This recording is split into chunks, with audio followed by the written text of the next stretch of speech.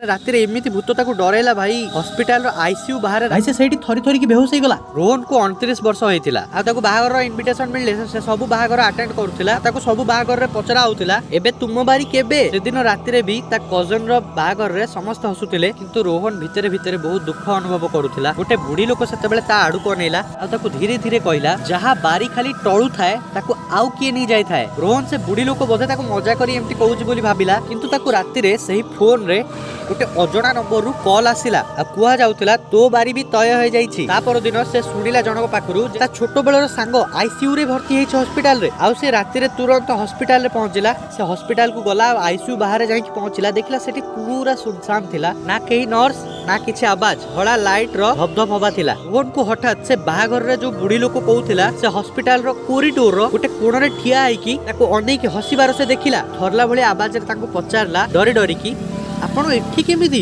बुढ़ी लोक ताको कहला अरे सेतबेलु तू स्वप्न देखुछु तो बारी केतबेले आसीओ देखला तोर चारटा छुआ बाहाई कि रे तो आखि खोल रे एमती कहि केतरिन पानी छाड़ देला। हठात आखि खोलला देखला एटा गोटे स्वप्न थिला। एक्चुअली तोर चारटा छुआ खट ऊपर सोइतिले सेपटर ता स्त्री सोइतिला। से गोटे बड़ बिजनेसमैन थिला एक्चुअली।